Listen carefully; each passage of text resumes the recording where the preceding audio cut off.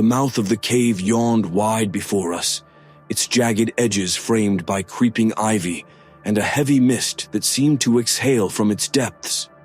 The air was colder here, unnaturally so, and each breath felt thick as though we were inhaling the ancient secrets of the earth. There were 5 of us, eager explorers seeking the thrill of the unknown.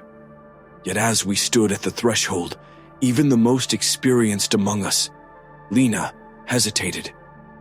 "Should we really be doing this?" she muttered, adjusting the straps of her backpack. Her headlamp flickered momentarily, casting long, warped shadows on the rock face. "It's just nerves," Oliver replied, grinning as he took the first step inside. His bravado was as constant as his overpacked gear, jangling with every movement. "No one's even mapped this place yet. Think of the bragging rights." Bragging rights, I thought, rolling my shoulders against the creeping tension. As someone who had always been drawn to the unknown, I should have felt exhilarated. Instead, unease prickled at the edges of my mind, a whisper urging me to turn back. The first 100 feet were uneventful. The path sloped gently downward, the walls close enough to touch on either side. Stalactites hung like jagged teeth above us, glinting faintly in the light of our headlamps. Conversation came easily then, with Lena's usual caution melting into the comfortable banter we knew so well. But the deeper we went, the more the atmosphere changed. The cave seemed to close in, the air growing dense and oddly damp. It carried with it a faint metallic tang, as if we had stumbled into the lungs of something vast and alive. Our voices began to echo strangely, bouncing back in distorted fragments that sounded less like us and more like something else. "This is unreal," said Kara, trailing her fingers along the wall. Her voice was hushed, reverent. "It's like the cave is alive." "Don't romanticize it," Lena snapped, though her voice wavered. "Caves are dangerous. Stay focused." Yet I couldn't help but agree with Kara. There was a strange vitality in the way the walls glistened, in the patterns of the stone that seemed too deliberate to be natural. Every now and then, I caught movement in my peripheral vision, small flickers, like shadows, where there shouldn't have been any. Each time I turned my head, there was nothing there. We came to a fork in the path, and Oliver, ever eager, led us left. "The map ends here," he said, consulting the crude sketch provided by a previous, unsuccessful expedition. "Guess we'll be making history." The left tunnel was narrower, forcing us into single file. The ground grew slick beneath our boots, and our progress slowed. The light of our headlamps barely pierced the growing darkness, which seemed to press closer with every step. Then we saw it, a glimmer of light up ahead, faint but undeniable. An underground lake, untouched by the outside world. It should have felt like a triumph. Instead, the sight of the eerily still water sent a chill down my spine. "Did anyone else hear that?" Lena asked suddenly, her voice barely above a whisper. "Hear what?" I asked, though I already knew. The sound, a faint, almost imperceptible hum, seemed to emanate from the walls themselves. No one answered. We pressed on. The lake stretched out before us, black as ink and unnervingly still. Our lights reflected off its surface, but the reflections weren't quite right. They shimmered strangely, warping as though the water was alive and breathing. "Beautiful," Kara breathed, stepping closer. She knelt at the edge and dipped her hand into the water, gasping. "It's warm." "Warm," Lena frowned, crouching beside her. "That doesn't make any sense. We're hundreds of feet below the surface." Their voices sounded muted here, swallowed by the vastness of the cavern. The hum had grown louder, though no one seemed willing to acknowledge it. It was subtle, almost melodic, as if the cave itself were singing a song meant for no human ear. Oliver, undeterred, began setting up his camera. "We've got to document this," The first team to see this. Quiet, Lena interrupted, holding up a hand. Her head tilted, her face pale and tense. Do you hear that? This time we all heard it. The faintest of echoes, mimicking her voice. Do you hear that? We froze. It wasn't an echo in the traditional sense. It had a delay, like a thought repeated back after it had already been spoken. Hello? Oliver called, his voice trembling despite his bravado. Hello? The echo came back, distorted and low, as though spoken from the depths of the lake. A shiver coursed through me. Let's keep moving, I said, my voice unsteady. We can't stay here. But as we turned to leave, we were met with confusion. The tunnel we had entered through was no longer visible, the wall behind us now smooth and unbroken. Panic set in, each of us scrambling to find the opening. It was as though the cave had shifted, its pathways rearranged when we weren't looking. This isn't possible, Lena whispered, her hands running over the unyielding stone. The hum grew louder, vibrating through the cavern. And then, from somewhere deep within the lake, a splash echoed, soft but deliberate. What was that? Kara whispered, her voice trembling. The reflection of our headlamps on the water flickered, as though something had passed beneath the surface. Nothing, Oliver said too quickly, his voice edged with panic. It's just... nothing. But none of us believed him. The silence after the splash was suffocating, like the cave was holding its breath along with us. My pulse hammered in my ears, the sound sharp and frantic compared to the stillness around us. None of us moved, our gazes fixed on the inky surface of the lake, waiting for something, anything, to explain what we'd just witnessed. What do we do? Kara whispered, clutching her arms as though trying to shield herself from the chill creeping through the air. Stay calm, Lena said, though her voice cracked. Her hands ran over the smooth wall where our exit should have been, searching desperately for cracks, for seams, something to tell her we hadn't imagined the way in. There's got to be another way, Oliver said, his words hurried as he swung his headlamp around the cavern. The light danced across the walls, revealing nothing but damp rock and strange flowing patterns etched deep into the surface. They didn't look natural, but they didn't make sense either, swirling lines and jagged shapes that seemed to shift if you looked at them too long. Another way? Lena snapped, her composure slipping. We came through this way. It doesn't just disappear. Well, it did, Oliver shot back, panic creeping into his tone. What's your theory then? Magic? Ghosts? Stop it, I said, my voice sharper than I intended. I pointed toward a narrow passage to our left, barely wide enough for one person to squeeze through. We don't have time for this. Let's go. If this is some kind of labyrinth, standing here won't help. Reluctantly, they agreed. Lena led the way, her hand pressed against the wall for balance as we inched through the tight passage. Every step seemed heavier, the air denser, as though the cave itself didn't want us to leave. The hum persisted, an omnipresent vibration that made my teeth ache. Does it feel like we're going in circles? Kara whispered after what felt like an eternity of winding turns and narrow squeezes. It's just disorienting, I said, though I wasn't sure I believed it. The passage opened into another chamber, smaller than the one with the lake, but no less unsettling.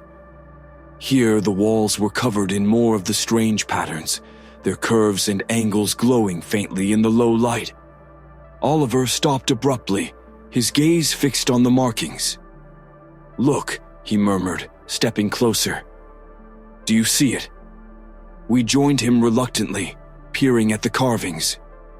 At first, they seemed random, but as I studied them, I realized they weren't entirely abstract. The patterns formed shapes, vague silhouettes of figures, distorted and stretched like reflections on rippling water. It's just your mind playing tricks, Lena said, her voice tight. Don't get distracted. Is it? Oliver muttered, his hand hovering near the wall but not quite touching it. "Because these look like..." A sudden, sharp sound cut him off. It wasn't the hum, but something else. A faint, rhythmic tapping coming from somewhere deep within the stone. The sound echoed faintly, growing louder with each beat, like a distant drum marking time. "Let's keep moving," Lena said, her voice trembling as she stepped away from the wall. Now. We hurried through another narrow corridor, the tapping following us. The air grew colder, our breath visible in the dim light.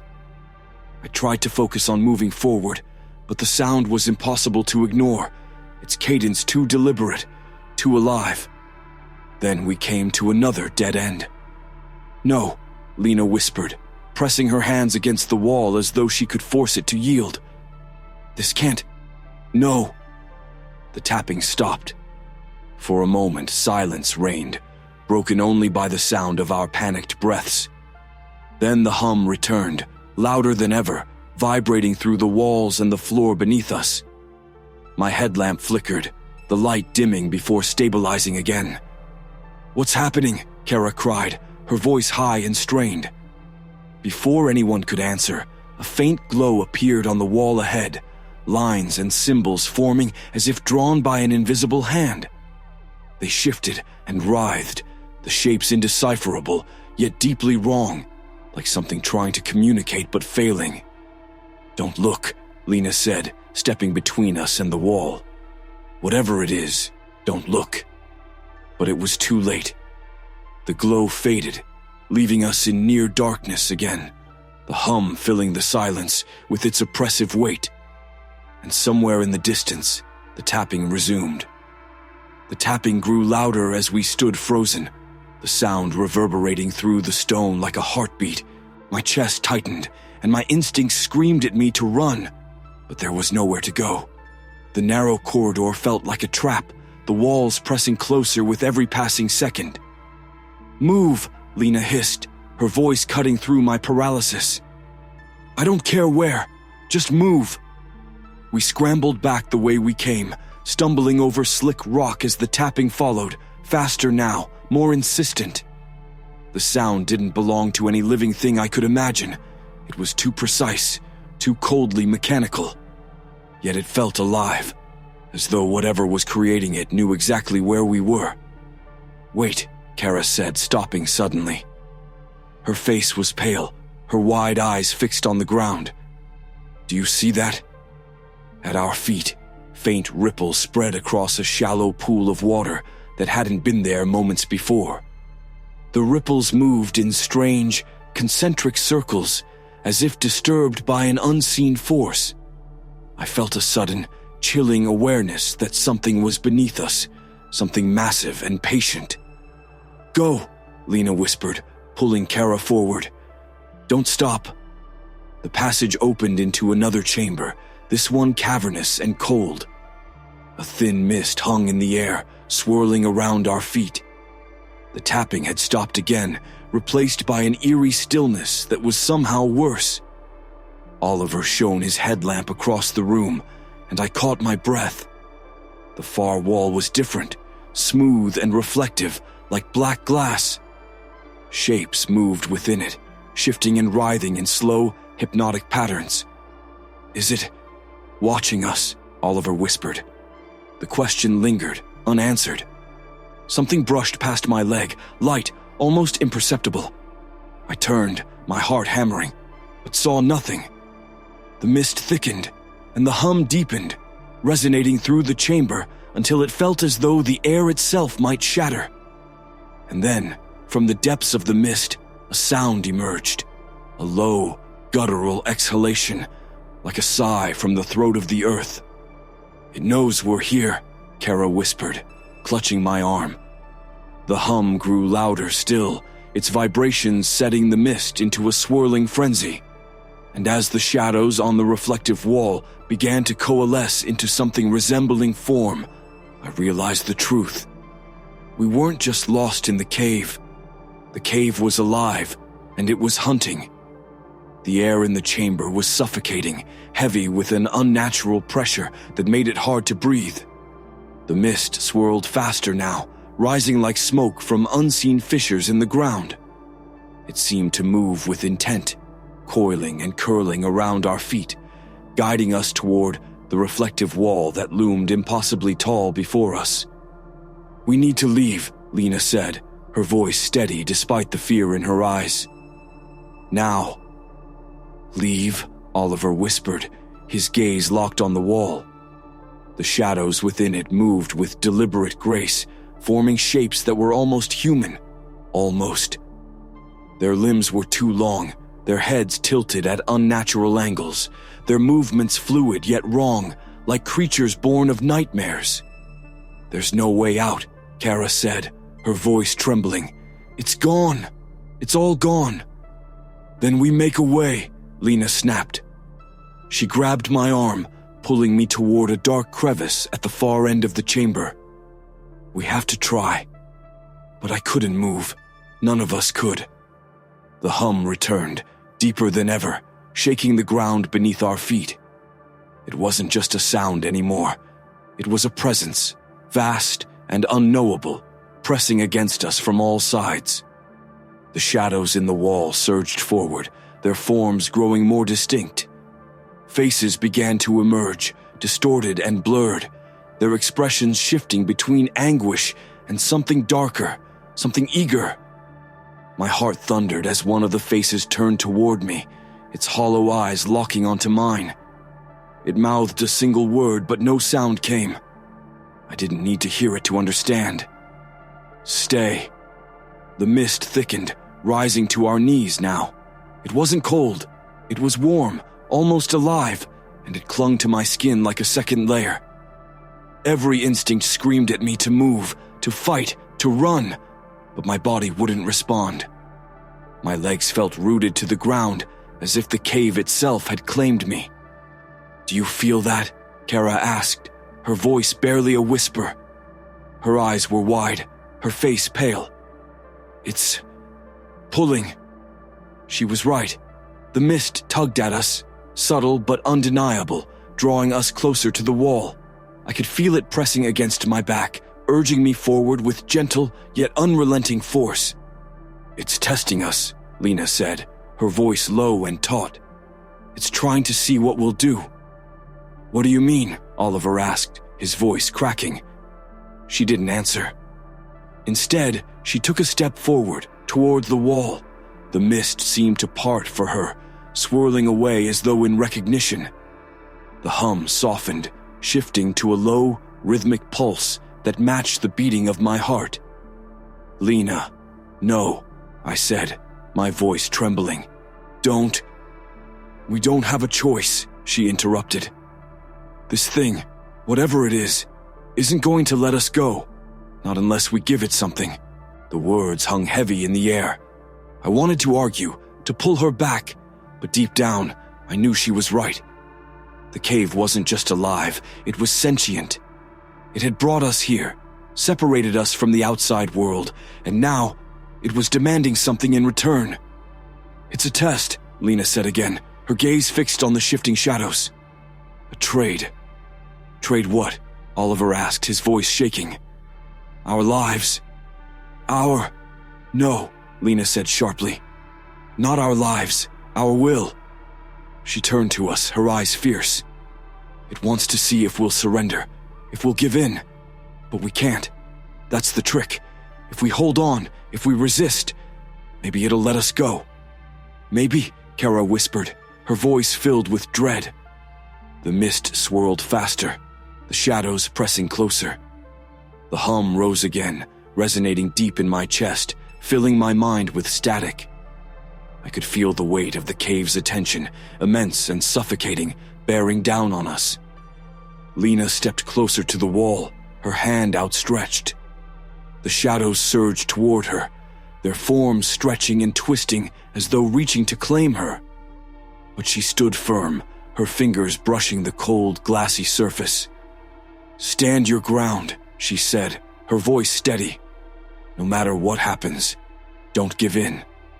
The hum reached a deafening crescendo, The mist coiled tighter, the shadows writhed, and the air vibrated with an unspoken tension. I could feel the cave's will pressing against mine, probing, testing, trying to pull me into its depths. It whispered promises, escape, safety, understanding, but I held on, clinging to the last shred of my resolve. And then, as suddenly as it began, the hum stopped. The mist receded, the shadows melted back into the wall, and the oppressive weight lifted. The air was still again, the silence deafening. Lena turned to us, her face pale but triumphant. It worked. Behind her, the wall began to change. The smooth surface cracked and splintered, revealing a narrow passageway leading upward. Faint light streamed in, pale and weak, but unmistakably real. Without a word, we followed her, our steps quick and unsteady. The passage twisted and turned, the walls growing rougher, the air fresher, until finally, we emerged into the pale dawn light. The world above felt unreal, too bright and too open after the suffocating darkness of the cave. We collapsed onto the ground, gasping for breath, the cold wind biting at our faces. None of us spoke. There was nothing to say. The cave had let us go, but I knew its mark would never truly leave us. Somewhere deep below, the shadows still moved, waiting for the next group to stumble into the abyss.